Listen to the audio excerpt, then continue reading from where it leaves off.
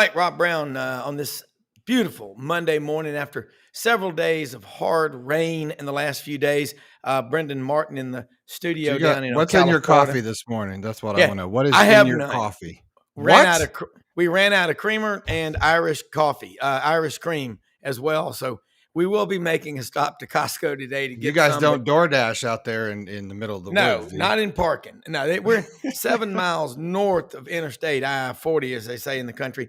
But we're 30 minutes from downtown. We'll be there and have to get some more. But, hey, I want to say hello to Maury Gaston, William Halliday listening. They'll be joining David Housel, sports writer, SID legend, emeritus, sports writer and editor emeritus of the Auburn Plainsman, from the back booth at Chappie's restaurant there in Auburn, which is a pretty distinguished circle of great minds that join David Housel every morning for breakfast. So they're there this morning. Cheryl Chambers is going to be listening at the desk. David Aquadro, the milkman.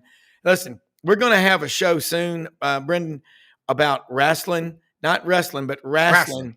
David Aquadro is known as the milkman. He does the distribution for the milk for the whole Mid-South for all the schools and everything. He always has great wrestling trivia from Lance Russell and Dave Brown in the mornings. You wait a minute. I'm getting sick and tired of you coming out here every week talking about Jerry Lawler and those guys. And that was real stuff, though, by the way. That was real. If you don't think wrestling's real, then you need to get some help. Mitch You're not Davis American. Checking. No, you're un-American. Mitch Davis will join us here in just a moment of the MitchDavisShow.com. Doug Dean, AU Dose Birmingham, checks in as well, and he's going to talk about what's going on with the Big Ten, the SEC. This is a big story. You better pay attention to it, because when the SEC and the Big Ten do anything, it is national news.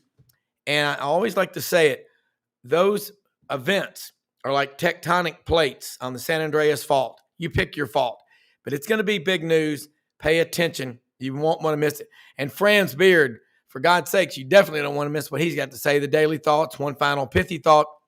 The guy's like a great bottle of wine. He just keeps getting better and pounding out greater and greater content. Folks, there's a lot of illiteracy out there. I'm talking people that just don't read. They look at sound bites, snippets. That's it. 8, 12 seconds. That's about what they go for. Franz Beard goes beyond 600 or 700 words.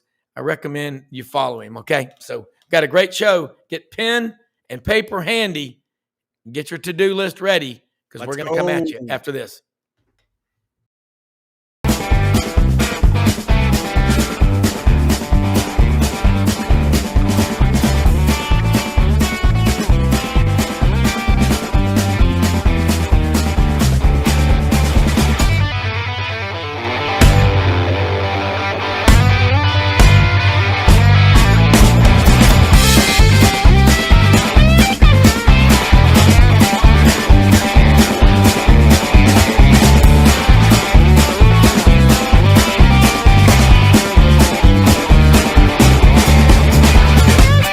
Sidelines with Rob Brown.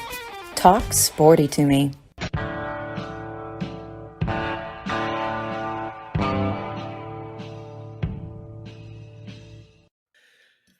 All right, Mitch Davis is in the studio with us right now. Mitch, look, thank you for joining us this morning. Always love having you on. A lot happened over the weekend in basketball. Where do you start?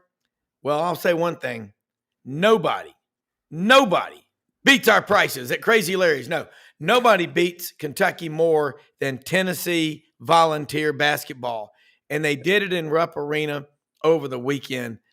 What's it going to take for Kentucky people to realize they're riding around, that proud Kentucky basketball program is riding along with John Calipari at the helm on 4 bald tires? It's ridiculous. You get started. Rob, thank you so much, Brendan. Good to see you. Good morning, y'all. Great weekend of basketball. My Memphis Tigers got a victory. Yep. For the first time in 3 weeks, so that felt good. My Florida Gators crapped the bed. Yeah, I mean, blew a 14-point lead. Awesome. Well, exactly. Truthfully, guys, this weekend of college basketball was amazing. Been talking to my dad, who's a big Kentucky fan. I truthfully, guys, how do I put this from a professional standpoint with Kentucky? There is no relationship anymore with John Calipari and the fans. They're just not. Coach Cal decided that he was too good for the fans Saturday after the loss to Tennessee. Decided he did not want to come out to the kind of the post-game show with the fans and sign autographs with the kids and do his interview with Tom Leach. Instead, he sent Orlando Antigua, an assistant coach, for University of Kentucky. And then we get an email yesterday, a media email that they sent out to all the, college basketball media. Normally, hey, Coach Cal is going to be made available Monday. If they play on Tuesday, it's going to be Monday. If it's play on Wednesday, they'll be on Tuesday. Hey, Coach Cal will be available, this time on Monday. Well, we got the email yesterday, and Coach Cal is not going to be made available. He's sending out Bruiser Flint, another assistant coach, to kind of do the talking of the program. So, I was listening to Matt Jones, good friend of mine at KSR, Kentucky Sports Radio, and kind of a mentor there at KSR. And, I was listening to him on Saturday after the game. And, I think he put it best. The relationship, the strain between Big Blue Nation and Coach Cal it's there. I mean, there is a bad strain there. And really, truthfully, I don't know if Kentucky will get rid of Cal, whether or not it'll be a firing or whatever. But I do think that there needs to be some kind of mutual agreement where Cal says, hey, look, I'm no longer happy as the head coach. Kentucky fans are not happy with me. And they mutually agree to part ways, because that's the only way that this thing's going to go down, kind of amicably and kind of in a good sense of Kentucky can welcome Cal back, and kind of give him the due credit for doing what he did the first 7 years of his career at Kentucky. Coach Cal did Memphis dirty so many years ago, and that's something that is still talked about, and that's the reason why Coach Cal has not been welcomed back to Memphis to celebrate what he did for the program there. So you can only hope that Coach Cal has learned something from his past and kind of does Kentucky a little bit better than he did Memphis, because if not, man, there are some pissed off Kentucky fans this morning. Well, I mean, Memphis fans, he was there for 8-9 years. And when I understand people leave for other jobs. Memphis job's a hell of a job, but it's the way you leave. And what he's doing at Kentucky with all the resources he's had there since the 08-09 season. That's a long damn time. Yeah. One national championship. When's the last Final Four? 6-7 years ago? 2015. So what was that? 9 years. 9 years. And you know what's crazy, Rob and Brendan? My dad, who is a lifelong Kentucky fan, I grew up rooting for Kentucky with him.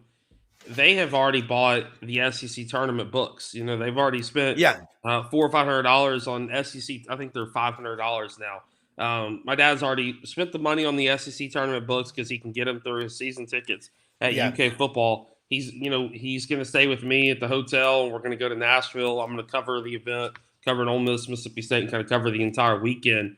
But you have to feel bad for those Kentucky fans where Kentucky has not won an SEC tournament since 2017, which is, I get parity and I get all this stuff in college basketball, but in that span, Alabama's got, I think, 2 SEC tournament championships. Auburn's got 1, Tennessee's got 1. So that kind of goes down the list a little bit. So, I mean, Kentucky is just, truthfully, I don't know what's going on there. I think Calipari is kind of overstayed his welcome. And really, truthfully, Rob, and I've kind of talked about this, and going to go ahead and just put this out there. When I get to cover Kentucky in Starkville or in the SEC tournament, if they lose early in that SEC tournament, I plan on asking Coach Cal in the press conference as an objective journalist, hey, what do you say all these 25,000 Kentucky fans that fill Bridgestone Arena each and every year and spend thousands of dollars in vacation money to come watch your team play for this week? I mean, I heard a guy on KSR on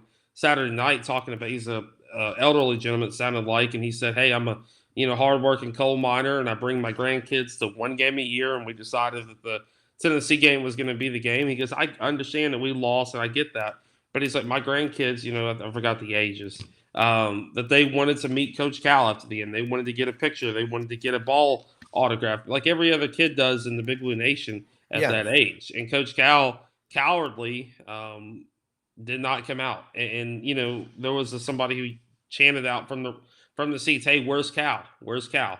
So there's a major disconnect. It started back in 2018, and it kind of hit a crescendo, kind of hit a head post-COVID when Cal made those comments about football and Mark Stoops. And really, truthfully, guys, it's not a pretty picture to be in Kentucky right now. It's not a pretty picture to be around the program, and it's sad because so many of the athletic programs at Kentucky are succeeding. Look at what football's doing. They're reaching heights that nobody thought Kentucky football would ever reach. I mean, they have literally beaten Florida, I think, 5 straight years. That is unheard of. And I think it might be 4 or 5 straight years. And that's unheard of in Kentucky after losing 38 straight to Florida. They're reaching bowl games every year.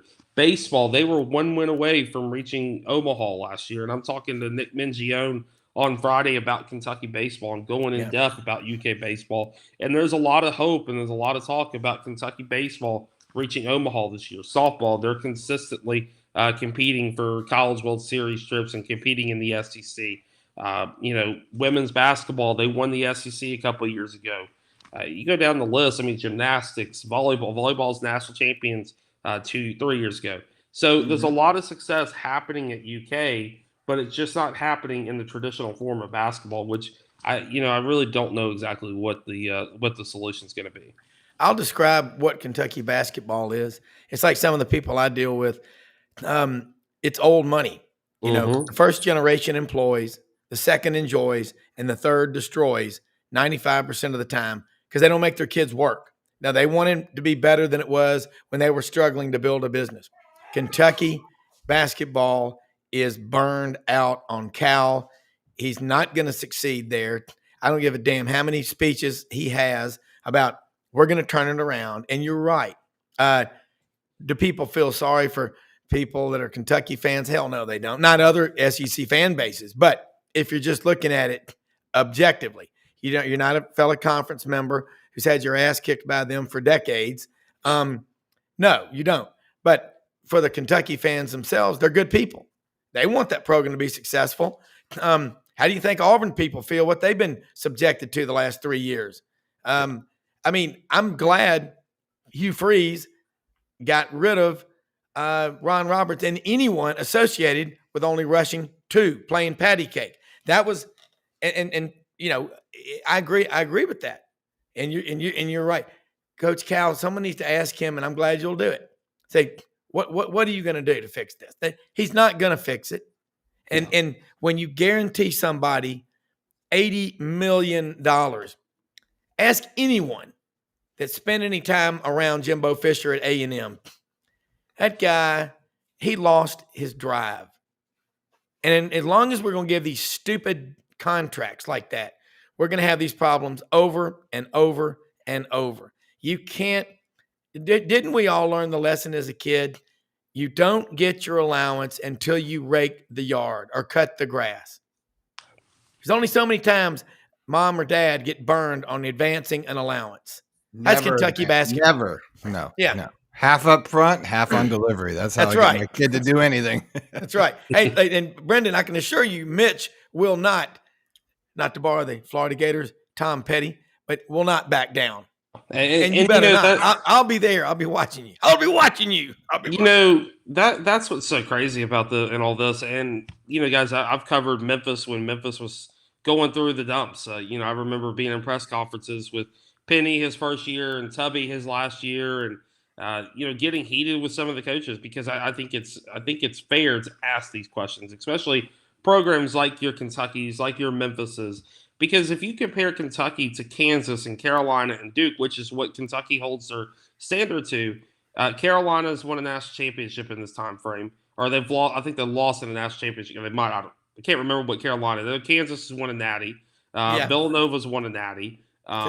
Two of Duke them. has won a natty. So all these teams that you compare, UConn has won I think 2 national championships since Kentucky's last one, and they actually beat Kentucky in 2014.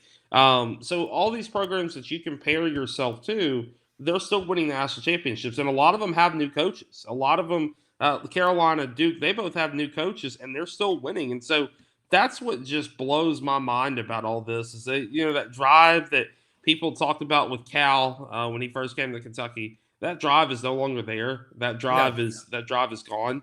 But and the same thing, Rob, and I know we can kind of transition into this, and with two teams I covered down here in Mississippi. Yeah, Mississippi State's at a crossroads. I'm currently writing an article about that crossroads. I mean, they just got completely ran off the court by Alabama on Saturday night. And looking at their resume and looking at what they've got next, man, they're going to have to find something because this is a team that, yes, they beat Auburn. Yes, they beat Tennessee at home, both in the top 10. But this is a team that just has so many question marks. They couldn't get it done in Oxford. They missed too many free throws, couldn't rebound. DJ Jeffries was too soft like he always has been. Dating back even to Memphis, Jeffries is a very soft player. And Mississippi State is one of these programs where I love Chris Jans. I think he is a hell of a coach. I think he's a hell of a man. But something's got to give, man. He's got to figure out this team and he's got to figure it out fast, or Mississippi State's going to miss the NCAA tournament. Ole Miss, I think they're safely in. I don't agree with the seeding right now. Lenardi's got them as an 8 seed. I think that they're higher than that. I mean, they're 15-4, and they're one loss at home. Got some good wins on the road, got some good wins on neutral sites, and you really can't help their home schedule who they've played. So, to me, Ole Miss is in a great position. I just don't know what's going to happen with Mississippi State. They've got a big week ahead, and we'll see what happens with them. Well, looking at Ole Miss, I think they've won more than 15. I think they won 17 and 17-4, 17. Yeah, I think it's 17-4. But Chris Beard, he wins everywhere he goes. The minute Yancey Porter reported it on sidelines last year, 3 weeks before they even announced him being the new Ole Miss basketball coach, I'm like, yeah, that's a perfect fit. Ole Miss people, they're not the only ones, but they are starved to be great. They're starved for success. And look at them in football. Look at that atmosphere Saturday night. They were up by 12 at the half against Auburn. And Auburn came out, scored 56 points in the second half and shot 73%. You'll beat anybody when you shoot like that. And I know Ole Miss didn't have their big shot blocker out there, but you find me a team that isn't playing with guys out. I mean, that's just part of it. So, no, it's not an excuse. Chris Beard is going to make Ole Miss basketball relevant. I mean, I'm talking big time. He's got way more resources and talent than he had at Texas Tech, and he got them in the national championship. It's almost as if Bruce Pearl has a thing that, albeit for the missed double dribble by those blind officials in the Final Four. But again, if Auburn would have taken care of business earlier in the game, remember they didn't hit a shot for the first 5 minutes of the second half. They would have played Texas Tech for the national championship that year. But both times they played this year, Auburn's won handily. But you're right. Ole Miss has a much clearer path to success. And I don't know, that seeding stuff, that's like the stock market, okay? Yeah. Every day at 3 o'clock, 3:05 p.m. Central, the Dow Jones Industrial Average closes, the final bell. People want to panic and freak out. Who cares? That's a courtesy, those prices in the paper at the end of the day for people selling. But the market's going to open up tomorrow morning at 8:30 a.m. Central. That daily bracketology, who's in, who's out, is crazy. All right, let's look at another one. I want to get your thoughts on Arkansas. What in the hell? Look, we're hearing all kind of rumors. Brendan knows it. I know it. You know it. Everybody knows it. As Dudley Dawson said, and I respect him, he's part of our team, hogville.net, I don't traffic in rumors. I'll just say this. I've heard for a while their locker room was fractured. Is Musselman going to be able to fix that mess? And will he stay? And I'm sure other schools are coming after him now. He's a hell of a coach. And Arkansas has great tradition in basketball. So what I've heard, and I've got a couple people inside, the program that I trust and trust in the coaching search thing. I've heard that Musselman is looking to get out. because how do I put this without just absolutely saying this? Arkansas is behind in resources compared to the rest of the SEC. They have some NIL, they have some money, but it's not what everybody else is having. It's not, Arkansas basketball is not able to compete with Tennessee basketball right now. They're just not. They don't have Arkansas is not a very economic state. They don't have a whole lot of natural resources that get shipped out. They got more natural resources than any state other than West Virginia in America. I mean, think about it. That's why the Rockefellers, they sent one Rockefeller to West Virginia, where he became a senator, and Wynn Rockefeller to Arkansas because they have bauxite for aluminum, oil, natural gas. That's what gives us Jerry Jones. And they've got Stevens, the largest investment bank in America, off Wall Street, worth over $7 billion. They got that.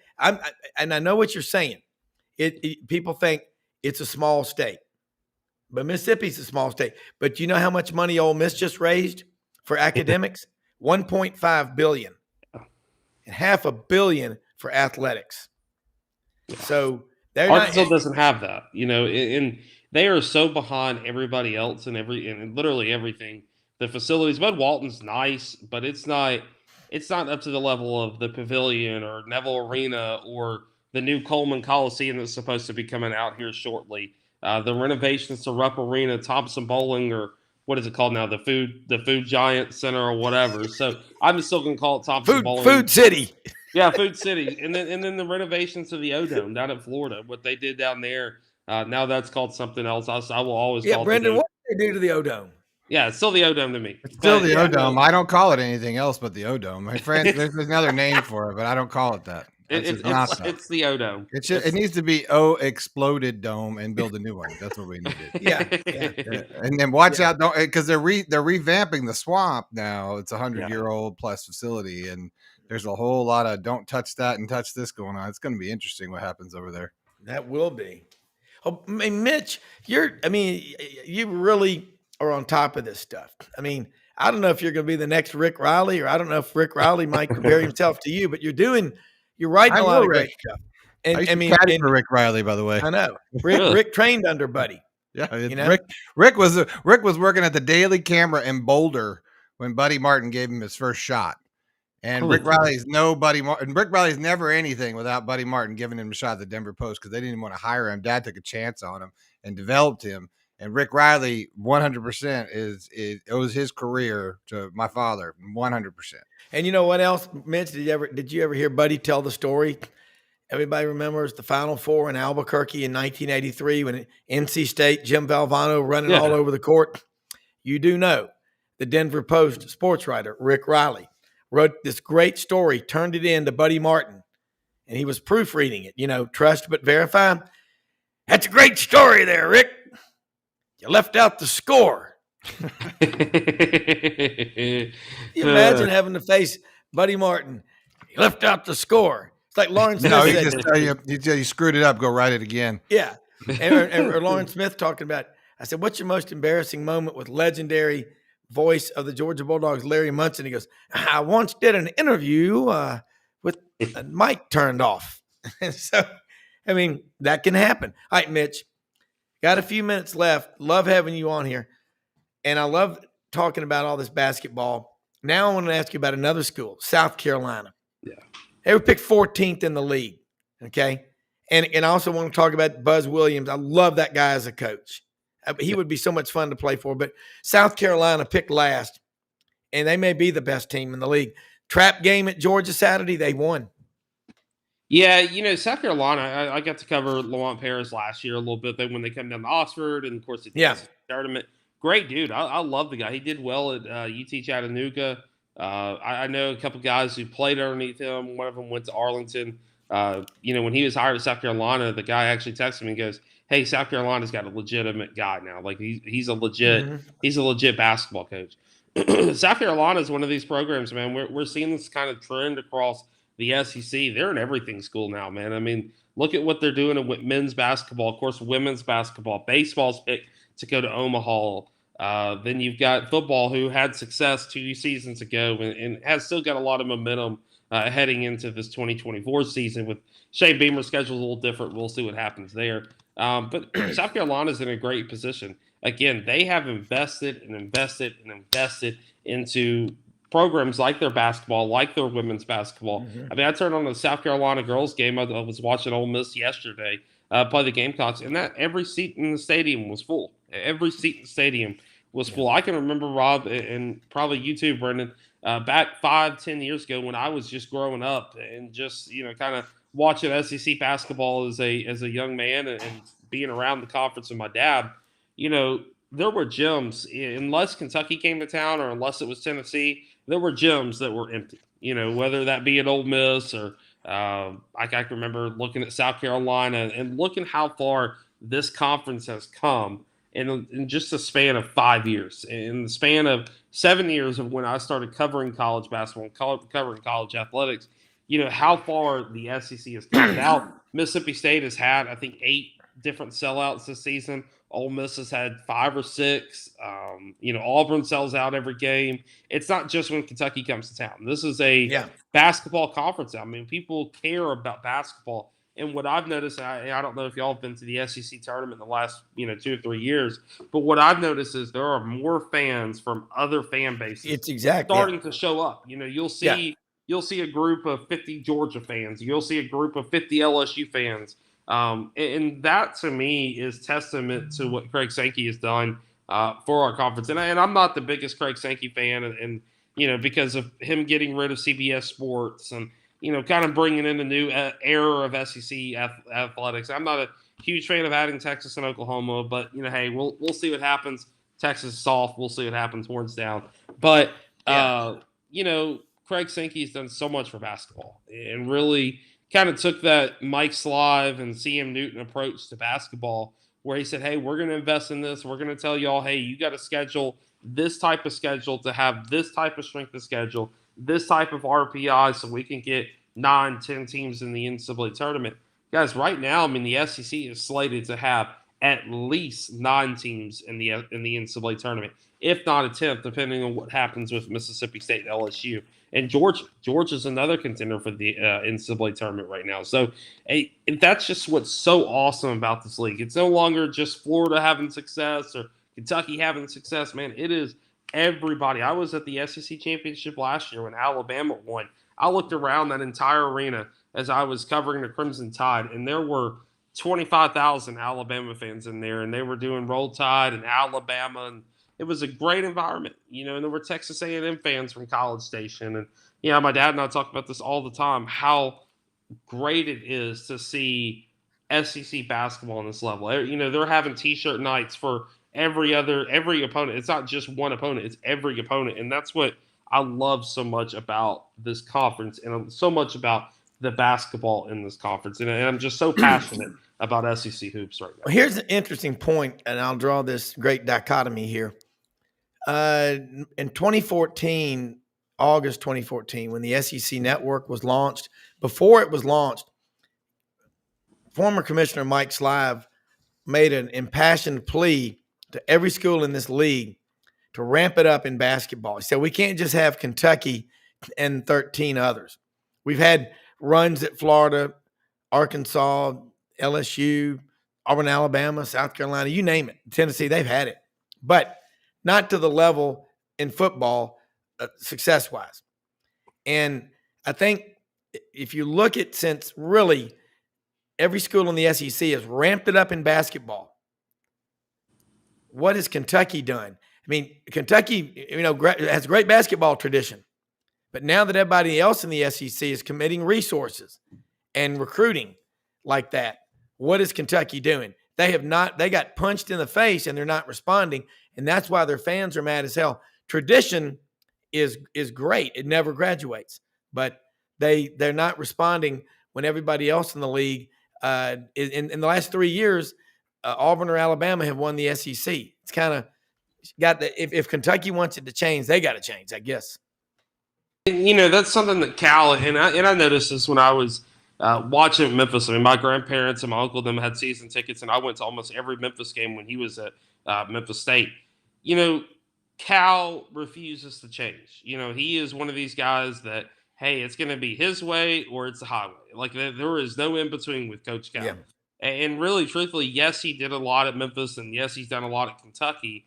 But when you look at the amount of talent he turns over to the NBA, he really hasn't done much. I mean, he's gotten one Final Four with Memphis and made it to the national championship. Poor coaching cost Memphis the national championship against Kansas in 2008. And then Kentucky, I mean, he's had, 4 Final Fours, but he's got 7 NBA All-Stars competing this week or a couple weeks in Indianapolis. And yet he's only got 1 national championship and none since 2012. Yeah. So, yes, he's won a national championship, and yes, he's a Hall of Fame coach, but has he really done that much? I mean, and that's the question a lot of people are asking now. Yeah, it is true. Look, Mitch, I know you got to get rolling to Super Banker, put your cape on. Let people know how they can follow you, because you do outstanding work.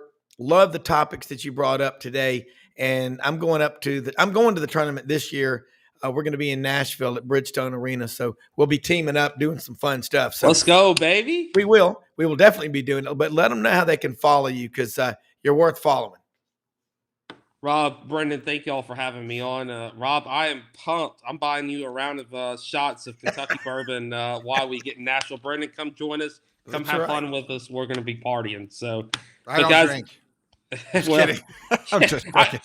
Then I'll buy you a cigar or whatever. He's kidding. Like, I'm drinking right now. Yeah. No, it's going to be an awesome event up there. But Mitch, you've got a great podcast, and you put stuff out, and you're not afraid to voice an opinion, and you don't take other people's work and give yourself credit for it. So that's a big deal. Yeah, and themitchdavisshow.com, Mitch Davis _8 on Twitter, and the podcast is on Apple, SoundCloud, I think Spotify. Just type in the Mitch Davis Show, hit it to Hoover. I will say this, Rob, I take a lot of pride in my work. I might not produce content each and every day because I've got a full-time job, but I also like to be original.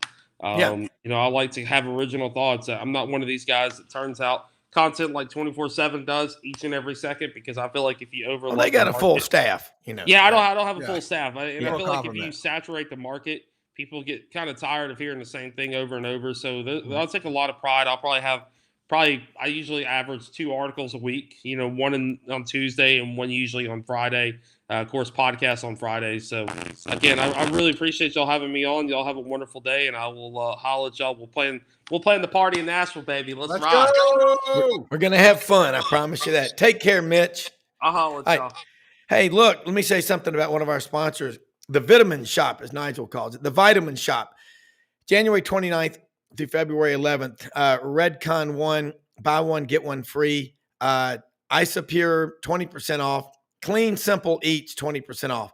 All month, January 29th to January 22nd, the Vitamin Shop. Buy one, get one, 50, okay? 5338 Goodman Road, Olive Branch, Mississippi, open Monday through Saturday, 9:30 a.m., 8 p.m., Sundays, 10:30 a.m., 7 p.m. New location opens in Oxford, Mississippi, home of the Ole Miss Rebels, February 12th. We're going to do a live remote down there. Justin Ross wants us to be down there. We're going to do it March 2nd in Oxford. That's going to be a lot of fun. Hopefully, Ole Miss quarterback Jackson Dart's going to come out there and join them. I guess that's kind of NIL, the world we live in. Doug Dean will be joining us here in just a moment. He just popped in the green room. All right, from the studio in Birmingham. I like what Mitch just said. You've got to have,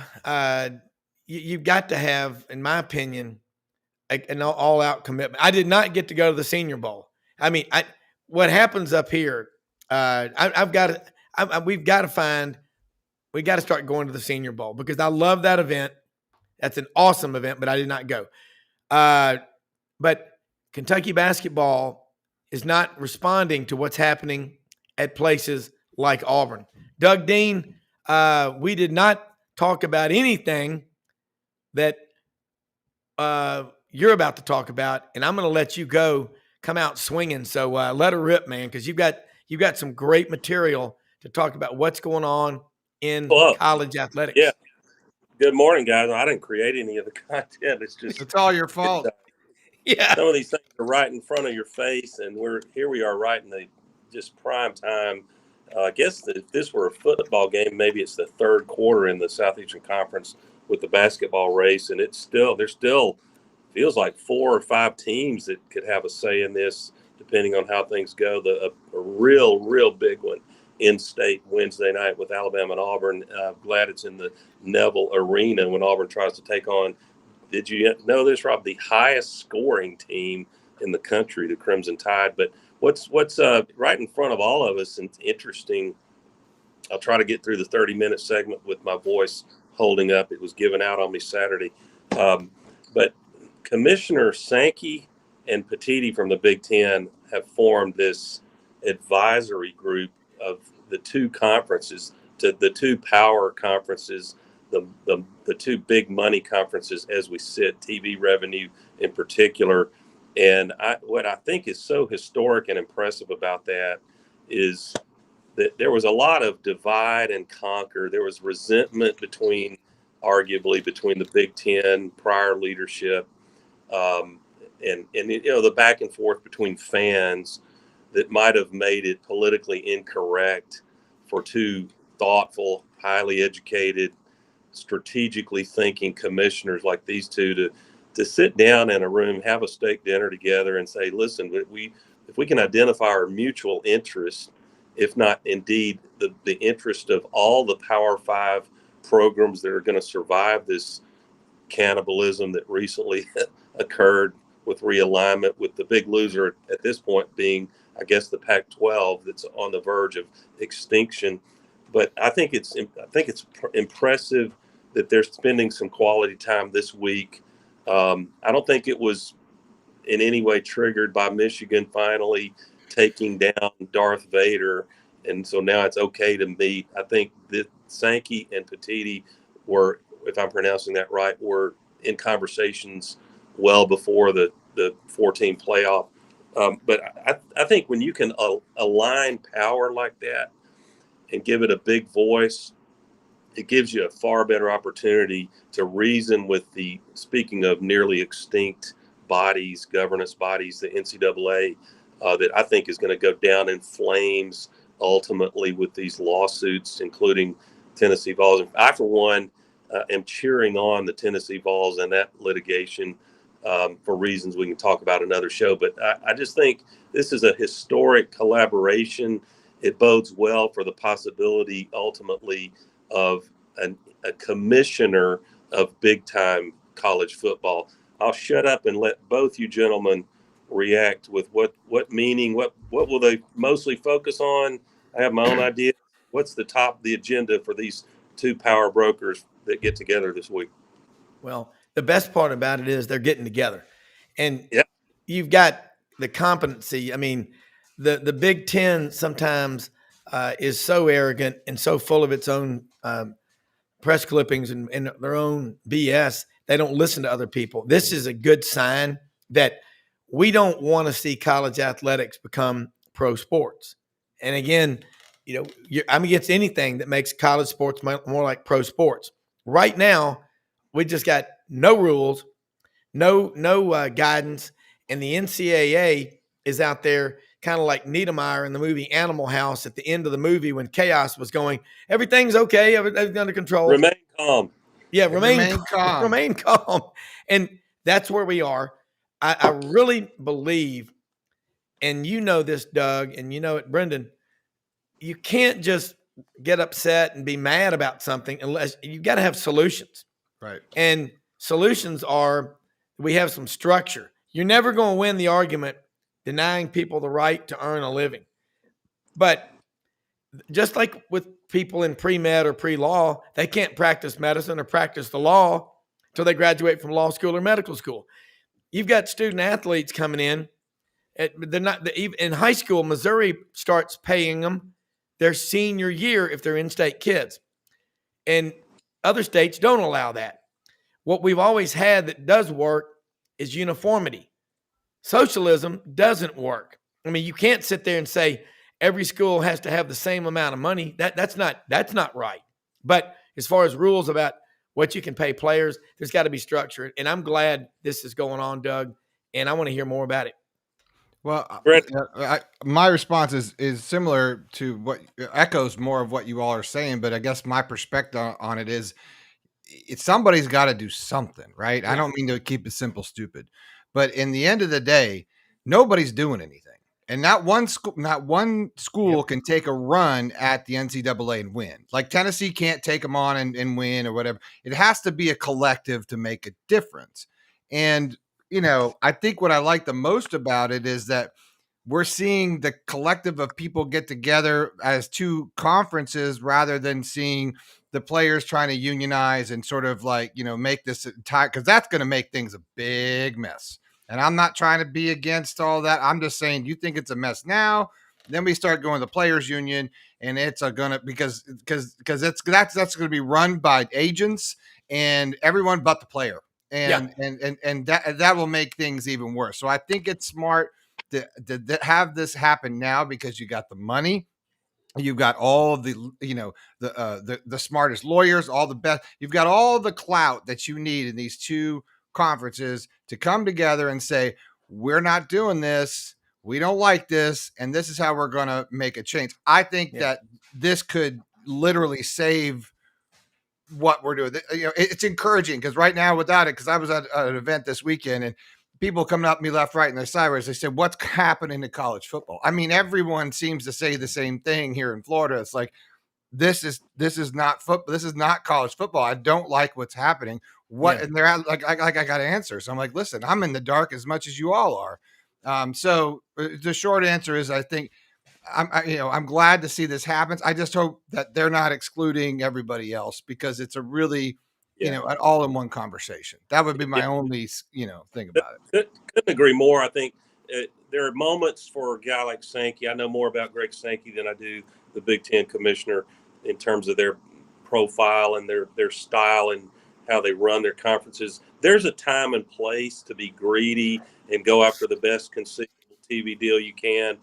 That's the interest you're representing.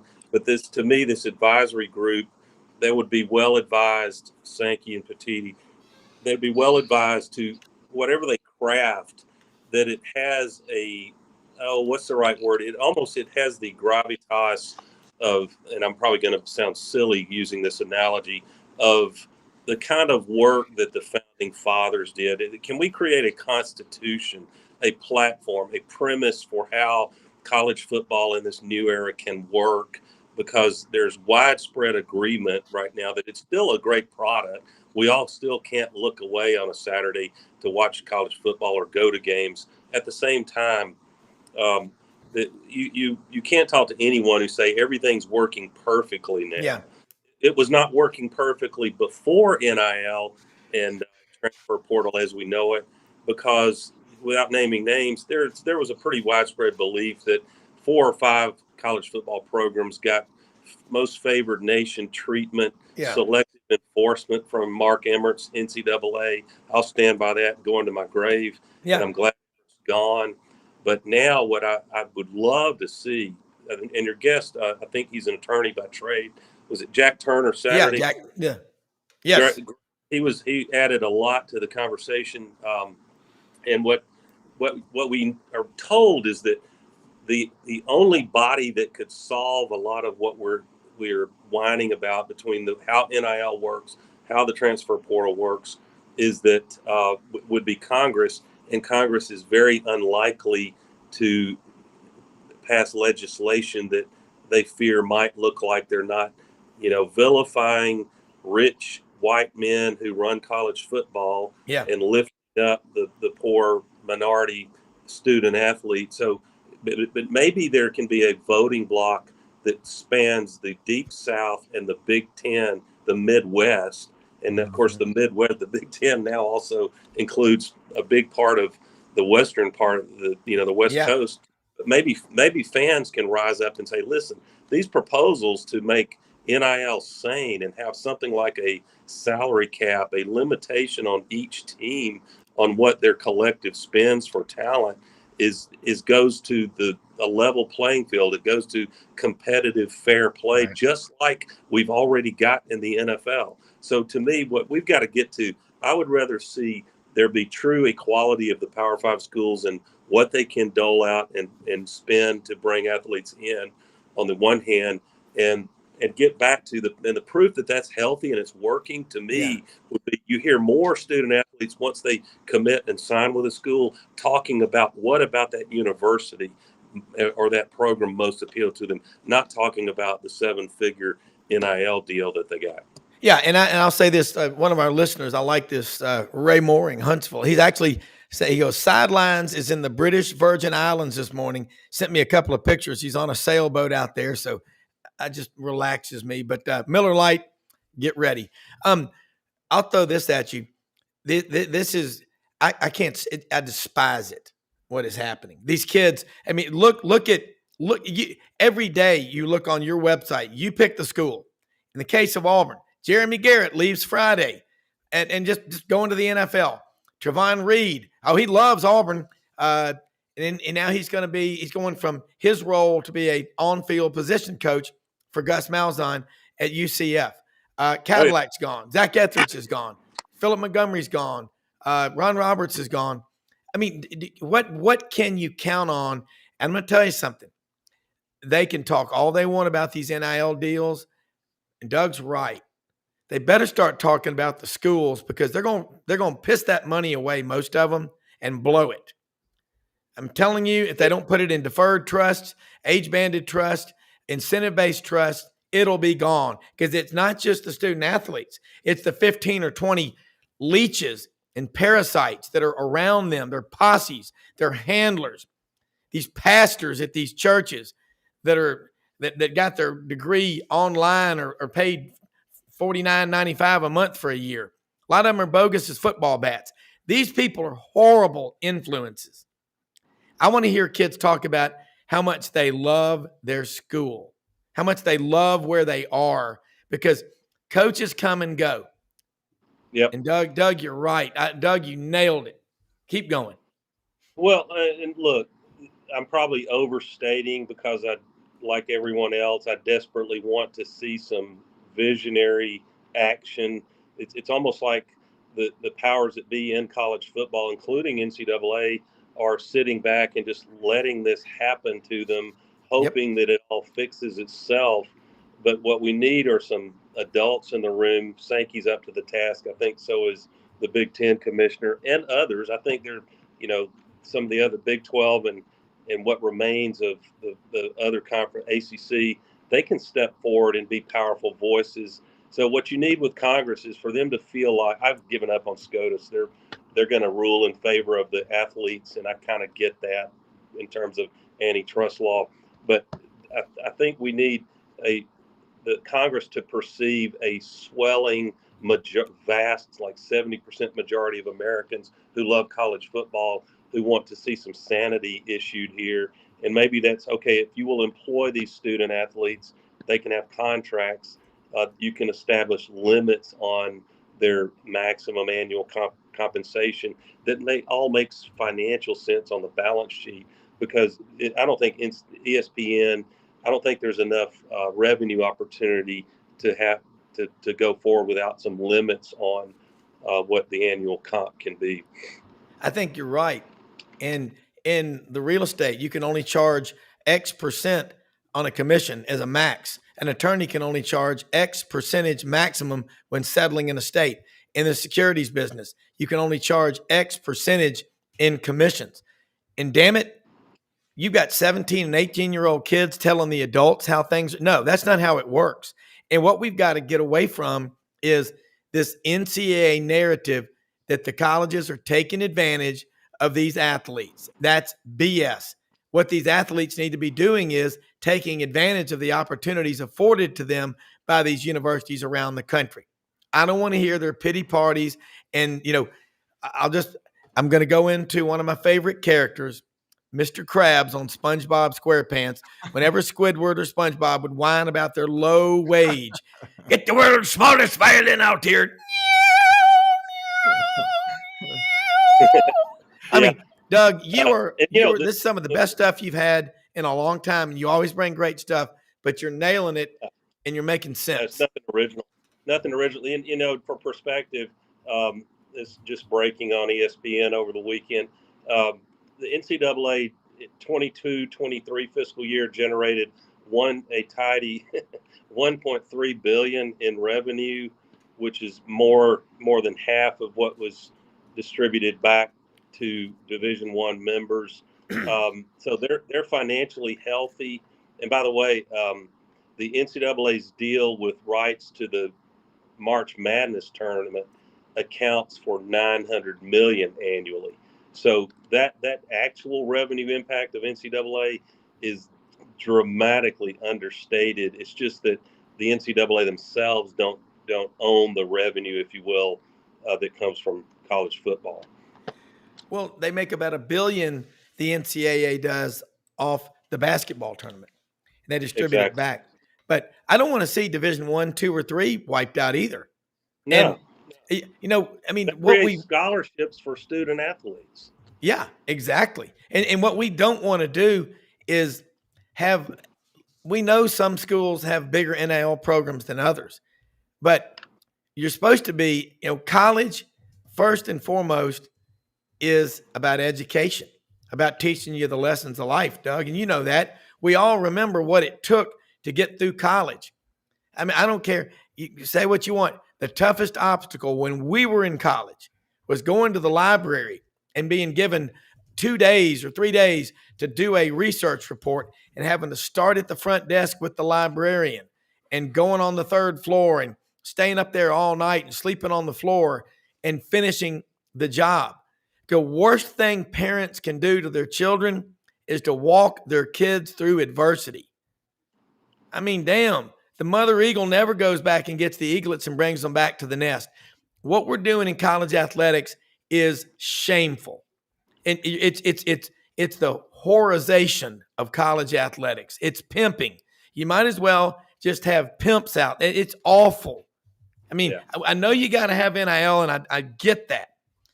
But I'm not going to say and sign off on something that in my heart I know is not setting these student athletes up for a lot of disappointment. In the real world, they want to talk about being treated like professionals. Doug, you know it in your business, and you can't get away with this stuff. Yeah.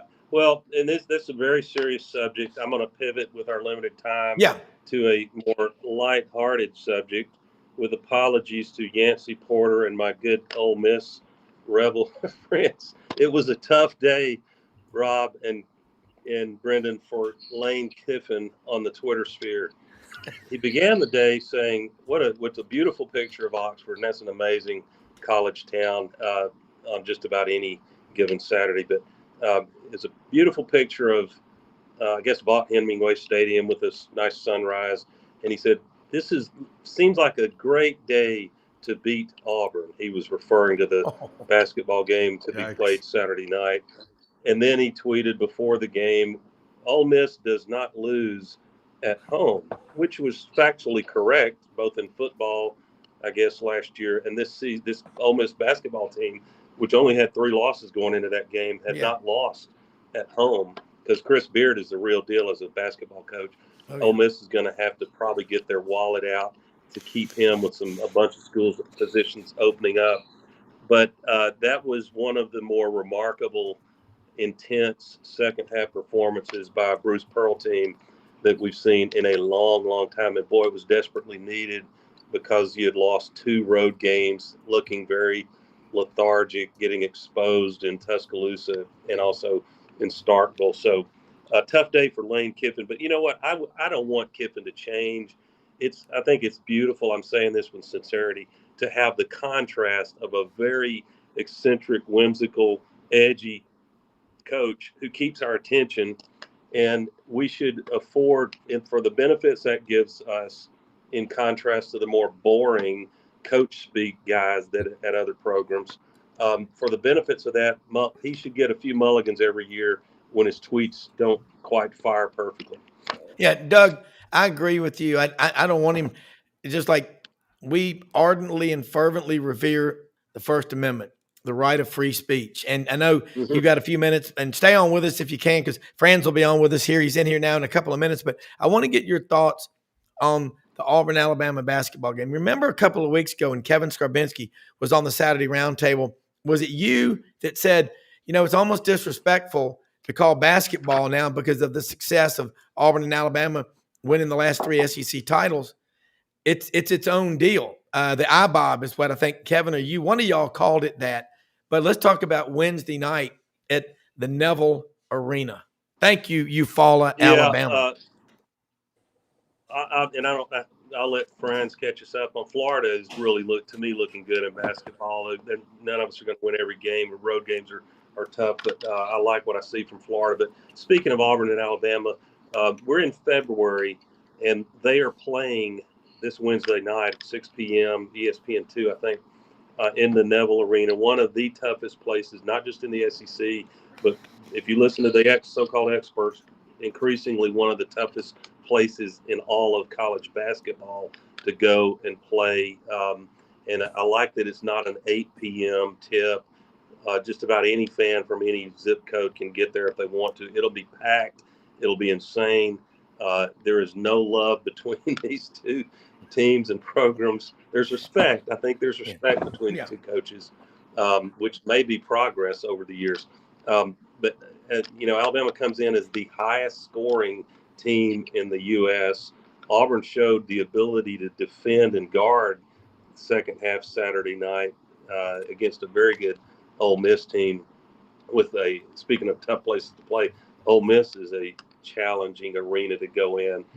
That's the reason they were undefeated before Saturday night. So can Auburn guard these guys?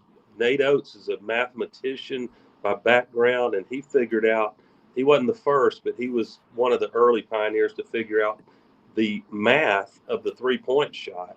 And it's not just, the math is not, how can we get to shooting 45 or 50% on threes? No, it's about volume. How can we design our offense and our talent to get kickouts and increase the number, and it goes to, second chance shots, get higher volume of three-point shots, so that if you're shooting, if you can still maintain, say, 35% on your threes, that's a lot of points. And you put enormous pressure on the other team to come out and guard those three-point shooters, which is all five of their kids, which is going to open things up in the middle. And that's why their guard Mark Sears has had such a tremendous year. He is hard to deal with when he's driving the lane. So, but here's my interesting key for Auburn Wednesday night. Got to score some points, got to make shots and have a decent three-point clip to stay with Alabama. But I think it's all about defense. Something's got to give. Can Auburn's defense hold? I'm going to surprise you. The player that I think they need to hold under his average, this kid Nelson, who's their big, that's really come on and played some great post play. If you have to start collapsing defenders on him, he knows that, and his job is to kick out to the three-point shooters. You don't want that. So whoever's guarding him, Broom or Cardwell, or by committee, they're going to have to really frustrate him and not let him post up inside and score double digits, which he did at Tuscaloosa for Auburn, to lose a close one. I'm not forecasting a win Wednesday night. Alabama's very good, but I think after that, the confidence that comes out of that second half in Oxford, I think you will see a different team from start to finish this Wednesday night. Will it be good enough? That's why we'll all tune in. Well, what's crazy, Doug, is the rankings of Alabama. I mean, they're low 20, 24, 20. I mean, that's insane. They're playing great basketball, as is South Carolina, and Auburn's playing pretty good basketball too. Stay with us if you can, I still man. Think Tennessee's probably the best team. Who? Tennessee? Yeah, sorry I walked. I just wanted to footnote, because I'm only talking Auburn, Alabama. I still think Tennessee's the odds-on favorite to finish first when it's all said and done. So tell Audrey I said that. But they get Auburn in Knoxville, I think the final game of the season. So, and I'm not saying Auburn will be still in contention at that point. Auburn has a very tough stretch the next 6 games. Yeah.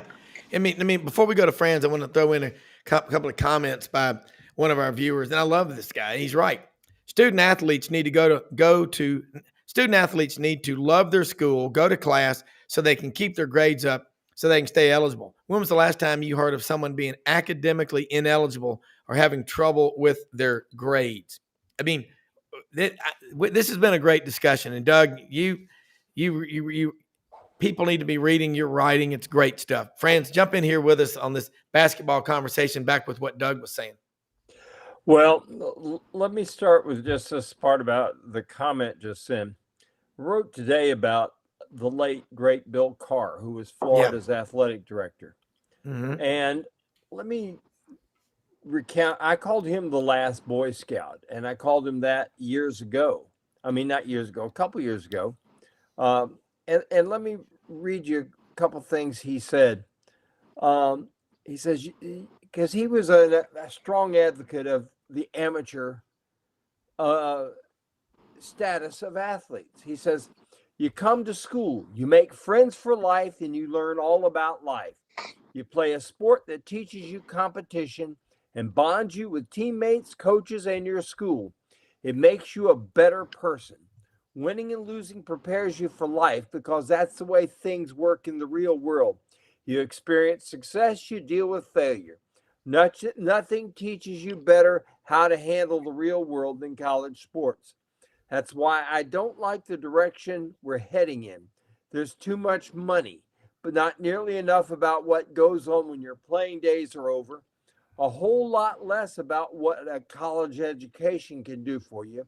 We're losing something special with NIL and free agency, which is what I call the transfer portal. It's taking away loyalty. It's taking away what has always made college sports special. You know, you think about what he just said there. And I agree with that. You know, we've got to compensate players because you cannot have a coach making $11 million and a player putting his body on the line for nothing.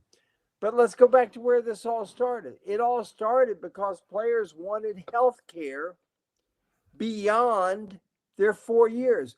They wanted to be able to go to school and have the school pay for it when their scholarship time was up and they hadn't finished. That's where this whole thing started. And the NCAA fought it, lost it in court, and that emboldened players to go in there and say, okay, we're going to get a bigger piece of the pie than this. And it all goes back to the arrogance of the NCAA. And there's nothing wrong with this amateur model. I mean, Doug, you're there in a Division III. And guess what? They play because they love the game. They love their school, etc. They don't have scholarship money, but they still play hard. And I guarantee you, you go to the NCAA championships of Division II or Division III in basketball, and I'll tell you what, you see dogfights there. You see people fighting it out. Last year, Nova Southeastern won the Division II national championship. Undefeated, 39-0. They averaged 106 points a game. Now, you want to tell me that's not good basketball? That's fun. Yeah. And they're Division II guys, which means that they have limited scholarships. Everybody's on a partial scholarship and whatever. They've been smart down there at Nova because they have this wonderful thing called, for students here in Florida that get good grades. And you can get your tuition paid for if you got good enough grades. So Nova goes out there and gets guys who have really good grades. And guess what? That means that the tuition part is paid for at school. And therefore, the scholarship money can be spread around and guys don't have to pay for stuff. Yeah. I'm sure that Doug, has similar things in Division III. Yeah. Doug, you hear what Franz is saying. I mean, he just laid out chronologically what we love about college, what it's supposed to be. Yeah, he's right. And, Franz will know I'm not saying this critically because I think I probably enjoy Franz. He's my top 2 or 3 guests you have on here because he's very cerebral and funny. But combination. I got to say, I think we should, the younger generation. I love it when the Gen Zs on message boards call us olds, and they spell it OULDE, and so, but screw that mentality. There's nothing wrong with our generation still having some sentimentality about what was over the last few decades, less so the last decade, I would say. But it's just a cultural shift. There was clearly, if you talk to former letterman, I don't care what your school is, Florida, Tennessee, Alabama, Auburn, Ohio State, the letterman will say, man, what I wouldn't do to be able to suit up and play one more game. And they were never referring to how they might get $100 handshakes. Now, they might have gotten a $100 handshake or 10 to sign with a school, but something would happen. They would become part of that university. They would, grow through experiences in the classroom, meeting other students who aren't even athletes. Many of them would meet their spouse that way. So it looks like I'm lost connection. No, you're there. You still hear me, Robert? You're here. Yeah, we got you. Okay. Got a message on there of a connection problem. So my point is, we can still have that romantic notion about what would be ideal about playing for the love of the game, but still adapt and conquer.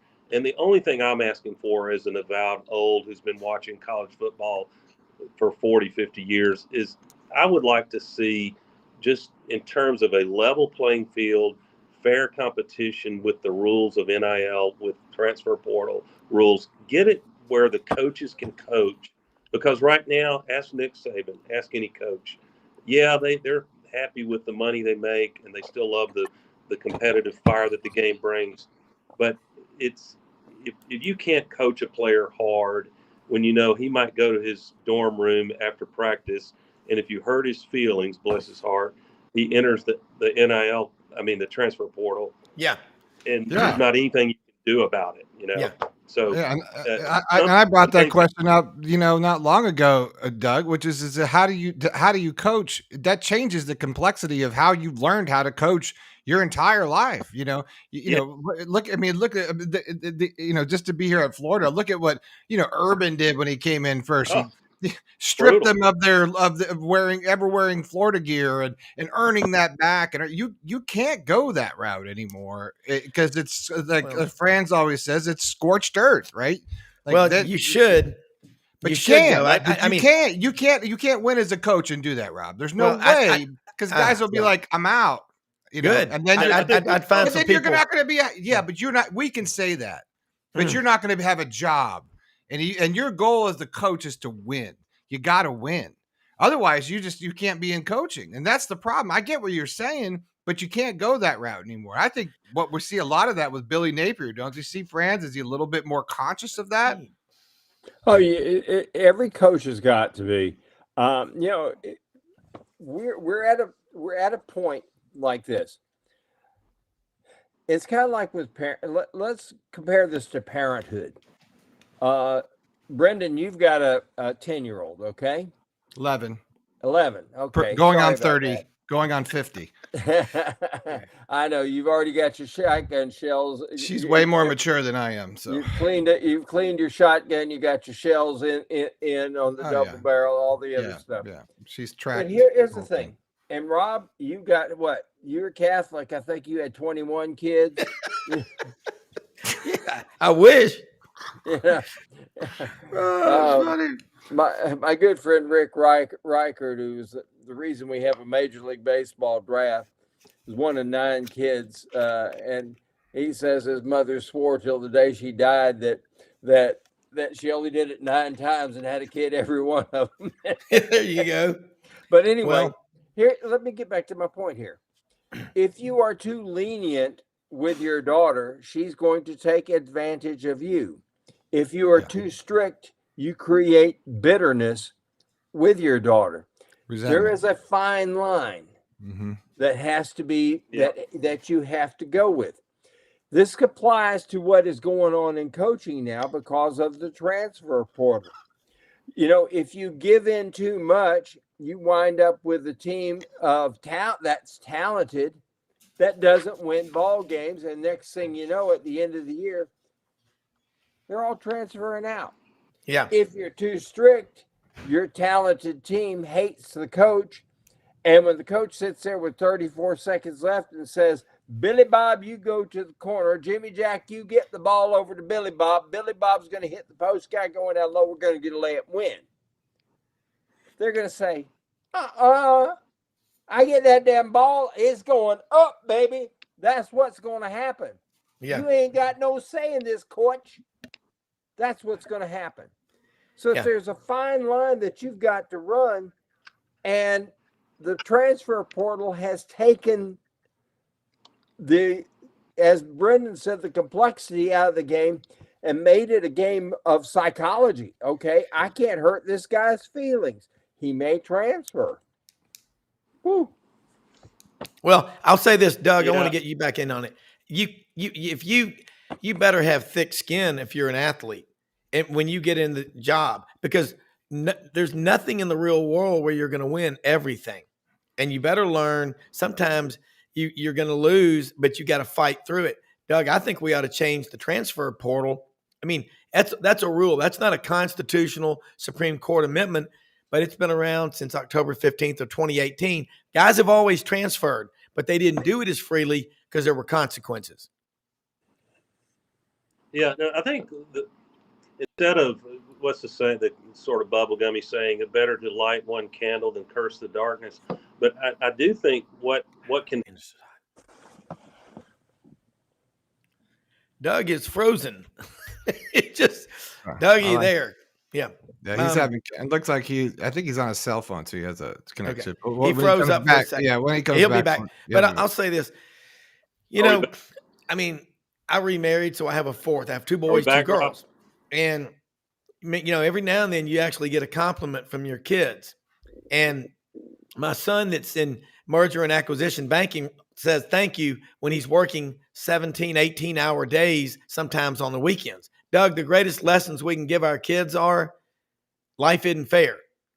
Some people are taller or shorter or faster or whatever. What you've got to do is fight and never quit. Doug, you're muted. Yeah. You're muted, Doug. Yeah, we can't hear you. Yeah. You've got your mute on. We can't hear you. Houston, we have a problem. Doug, can you hear us now? You're there, Doug? I'm not muted. Maybe. Oh, yeah. You are. You're good now. They're good. We got you now. Okay, don't mute me during the show, producer. So what I was saying is I think what we're talking about, there is an opportunity, and I'll use Bruce Pearl as a very up close and personal example this year. If these kids are selfish, like Franz was saying correctly, and I want to get mine, I want to get my numbers up and make the lottery pick, we get it. But you can go recruit players that are not all 5 stars lottery picks. If we're going to stick to basketball for now, same thing can apply in football. You can build that kind of team and just have 2 or 3 elite star guys, and it's up to the coach to have the leadership skill to sell his team on the glory and pleasure of winning games. So Bruce has sold this basketball team. I don't know how he's done it. I don't sense any selfishness, any resentment, but none of them are getting large minutes in a game. It's an 11-man rotation, and I think there will be an opportunity as we start to see fatigue with these teams in February and March. Bruce will be able to put to the test, does being rested and having our legs give us an advantage late season? So can a coach sell a team on that? Sell a team on letting me coach you hard. It's going to get you to the NFL. And what a week for us to believe in that, because one of the starting quarterbacks, as y'all know, Brock Purdy, was the dead last pick in the 22 NFL draft. Mr. Irrelevant. And all he's done this year is shatter the single season passing records at the program that included Joe Montana. So there's hope for developing players. Well, Franz and Doug, I'll throw this at you, and Brendan. Bruce Pearl, his kids buy in to what he's selling. And it's a cult. You talk about an actual culture that it works. And you look in the NCAA tournament in March Madness, you see it happen a lot. San Diego State, Florida Atlantic last year. They had some transfer guys in there, but they had a lot of guys that had been there for 4 or 5 years. And you build chemistry. I'll make a horrible, but it's a true comparison. When the military, and I've had people in the military tell me this, when you rush people through from 13 weeks of basic and 3 months and 6 months in, they send them into combat, the casualty rates are significantly higher. That's what they always have told me, versus 2 years to build a cohesive unit. We're in a business. God, the things that, Doug, how many times did you want to quit your job when you first started because it wasn't what you thought or whatever, but you kept your eye on the prize? Anything worth having in life is worth fighting for. The best people I've ever known in my life have kicked my ass more than once and just punished me and pushed me. But I love them for it, Doug. I wouldn't swap that for anything in the world. And I'm talking not just about my mom and dad, Bob and Shirley, but people around me that have been tough on me, because that's what I respect. Yeah, no, by the way, I think, players didn't just become a little me the last 2 or 3 years. Yeah, correct. It's been probably 10, 15 or 20 years, and it sure didn't. I can promise you, Nick Saban did not start coaching soft the last 15 years.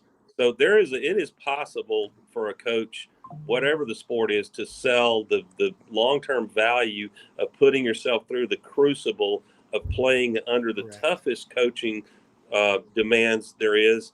And it won't get every player, but the ones you do get, as we've seen at Alabama with the way they've won, it will get the players who are willing to pay the price to be champions. Brilliant. Florida in 2006 and 2007 won the national championship in basketball. People said at first, the 2006 team started out being predicted to finish like 5th or 6th in the SEC. And that's back when it was a 12-team league. They won the national championship that year. Never forget how many people telling me before the national championship game with UCLA, well, you can't beat UCLA. I mean, it's UCLA. They've done this. They won 55 national championships, or however many it was. And Florida went out there and just destroyed them. On that team, Corey Brewer was a 5-star. Al Horford, I'll never forget, an SEC head coach telling me at the Peach Jam that we would be lucky to have for him to be a good backup by the time he was a junior. Noah was a skinny former point guard that nobody wanted, really. Torian Green was Florida's 4th choice point guard. They really wanted Darius Washington. That was your number 1. He ended up going to Memphis and choking in the game that would have put Memphis into the national championship, into the Final Four, instead of UCLA. But Corey Brewer was the only 5-star there. And yet these kids bonded together, and they won 2 straight national championships. And that 2017, I'll tell you right now, I'll put them up against any team that's won a national championship in this century. Since 2000, I will put that team up there, and they will smoke them. I promise you, because the chemistry was that good. Then you had Lee Humphrey in there, and Lee Humphers was a guy that they said was too slow, couldn't do this, couldn't do that. Well, all he did in the run to the 2007 national championship, over the 6 games, the guy he guarded shot 21% from the 3-point line. Yeah, that's too slow. Can't do a thing. Look, my point is this: you got to find guys that will play together. You got to have a coach who understands what goes on between the head of each kid. Billy Donovan rode Torian Green like a horse, because he knew that if he did that, he could bring out the best in Torian Green. He let Noah come sit on lay down on his sofa, feet propped up, head on a pillow with his hands behind his head, and talk for an hour about how Bob Marley was influencing how he thought about politics. and on and on and on like this. He understood that Corey Brewer's dad had diabetes, and Corey Brewer, when he would go home, would get on the trash route. His dad owned a trash business there up in Tennessee, Portland, Tennessee. And Corey would go out there and work 18 hours with his dad, picking up trash.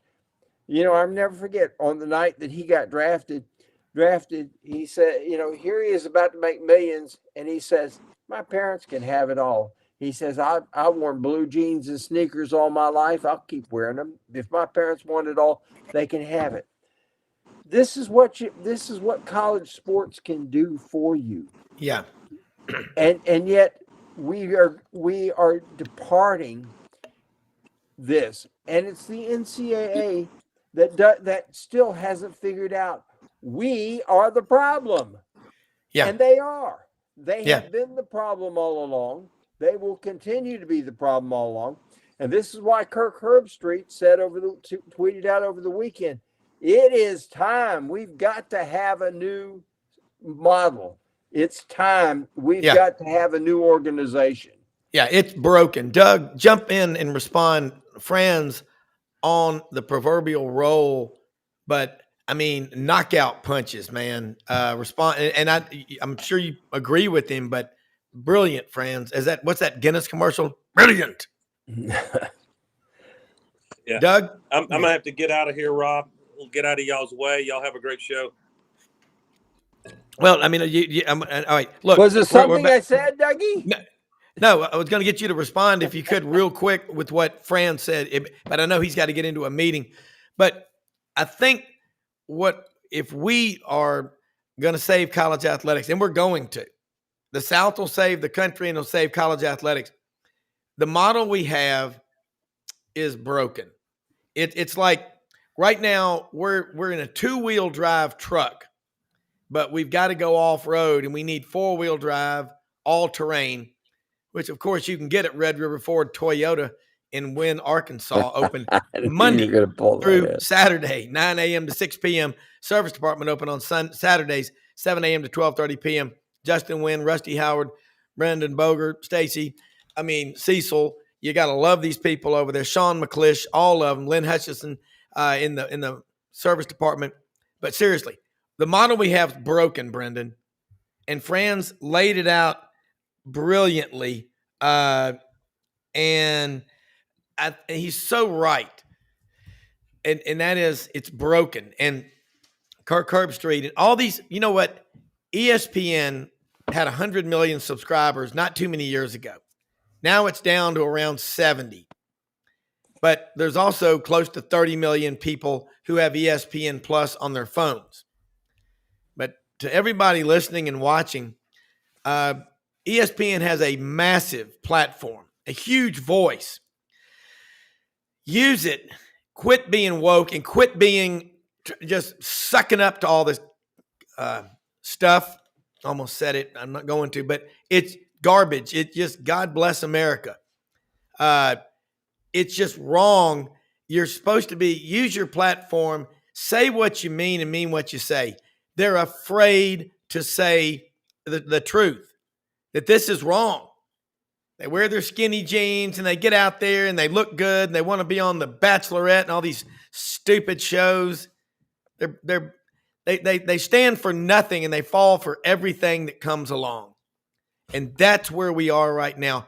And, I don't know Urban Meyer. Y'all do, but that's my wife, Audrey. She's a Vol for life. That's her favorite coach. I like him. I'm the same age as him, I guess, but he's a hard ass. And everyone, they want to try to criticize him. If you had a camera on you 24/7 the last 40 years of your life, I can't even imagine. I don't know him. Nobody's perfect. But he's right about this. And these coaches that coach hard need to keep coaching hard. You're not going to have kids coming back to see you 10, 20, 30 years from now if you tried to be their best friend. No. And I know we got to have NIL.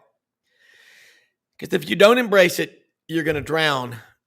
But as a coach, if you can't coach hard and teach the lessons of life and instill those into your student athletes, what the hell are you coaching for? Right. Let me give you an example. Ron Zook took over after Steve Spurrier, and he lost 5 games. He lost 14 games in 3 years. Spurrier only lost 27 in 12 years. Here's the difference. And then Urban Meyer comes along, and after 2 years, he's got 20 former Zook players who are his starters out of 22 on a national championship team. I wrote about this, and I said, Ron Zook tried to be everybody's buddy. And you cannot be, I can be your friend if I'm a coach. I cannot be your buddy. Your buddy, when your buddy says, come on, Rob, we just going to stay out and have about 4 or 5 or 6 more beers.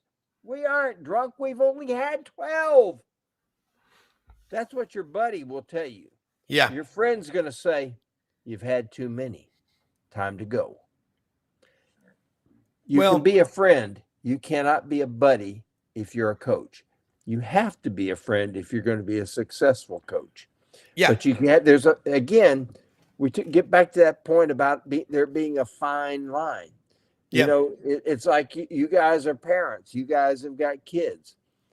There's a fine line between being harsh and being, this is the real world, and I'm telling you the way it's going to be. You know, this is it.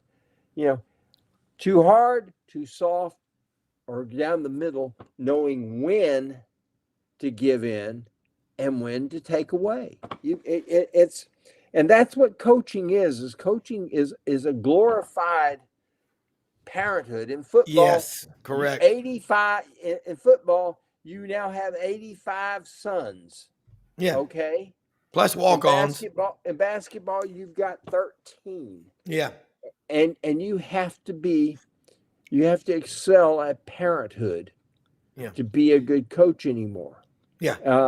Yeah. Friends, I totally agree with you. And I was going to say, we just got a few minutes before we'll wrap it up, but everyone look out there among all of us and everybody listening and watching on this show and think about the people that have influenced you and mentored you through life. I mean, I mentioned people like David Housel, Buddy Davidson, and Maury Gaston, Phil Thompson, different people, my parents, coaches, whatever, because they were tough on you. They were like, look, you may hate me now because I'm hard, but I'm trying to prepare you for life.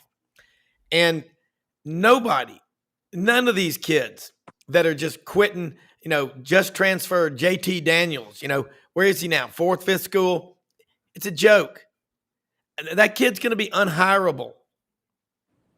Okay? Who's going to want to hire him and invest time in training? You can't be friends. I remember one of the best lessons I ever learned as a reporter in Columbus. I was at the Press Box Cafe in Columbus. Over in the corner is about 15 Rangers. I knew those guys from covering them as a TV reporter from the 3rd Ranger Battalion. They're America's best. You talk about some guys, they were on the 4-hour notice with the beeper. Couldn't go outside a 50-mile radius back when we had beepers. I'm dating myself. But a captain came in, a company commander, and he walked in. I said, hey, how you doing? He goes, I got to go. I go, what? He goes, he looked over there at those guys. But before he left, you know what he did? He bought them 3 pitchers of cold beer. He goes, I can't go over there and hang out with those guys. You know where I'm going. You can't. It's called a chain of command. And like, I got William Billy Ray Valentine Halliday, the intern. You know what he's doing right now? Maury Gaston just took him to Chappie's, the back booth at Chappie's, this breakfast restaurant where David Housel, SID sports editor and editor emeritus of the Auburn Plainsman, has a gathering every morning for breakfast. You got to be on the list.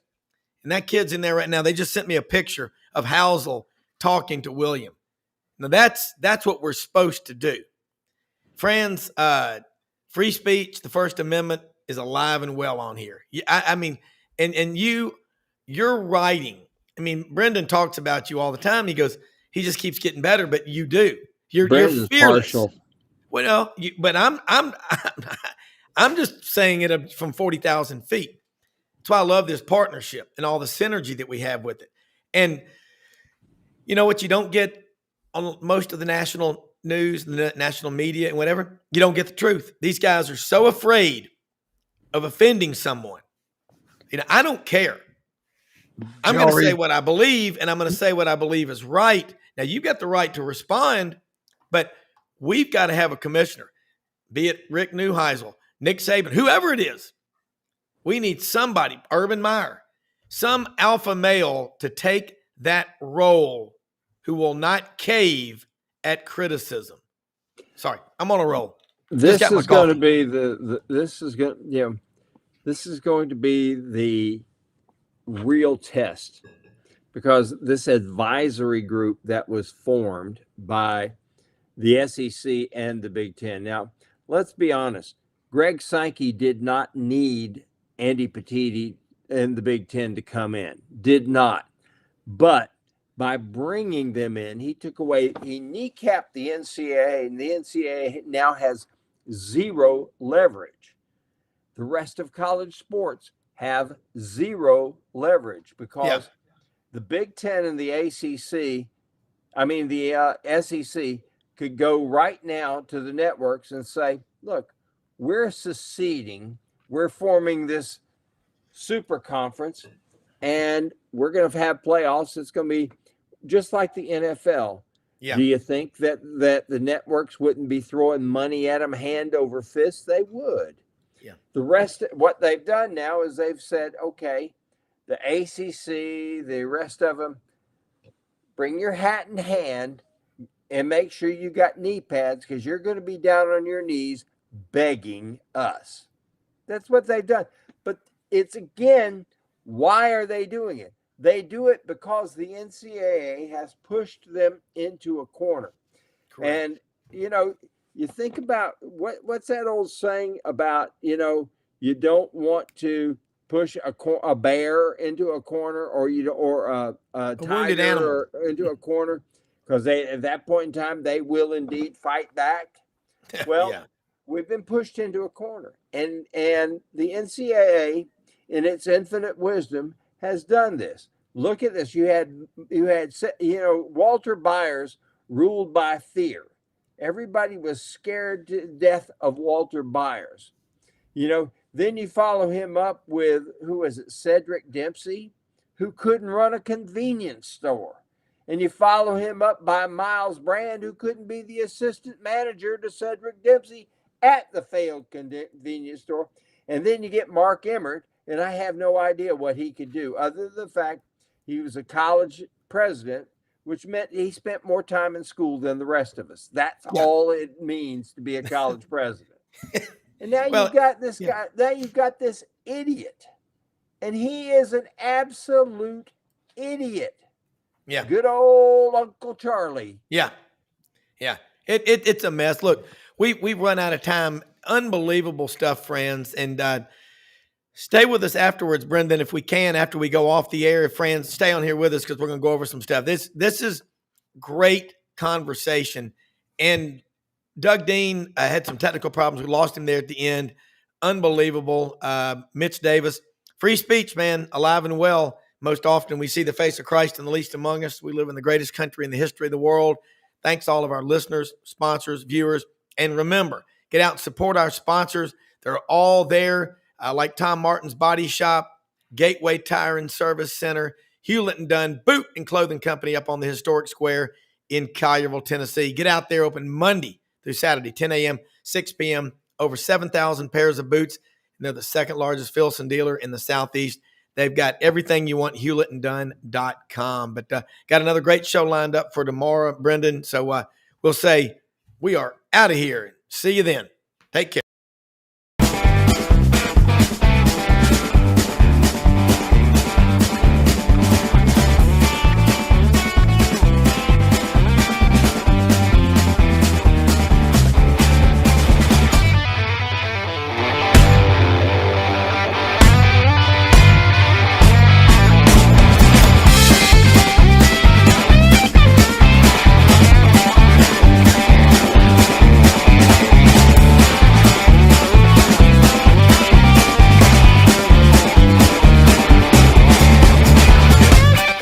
Sidelines with Rob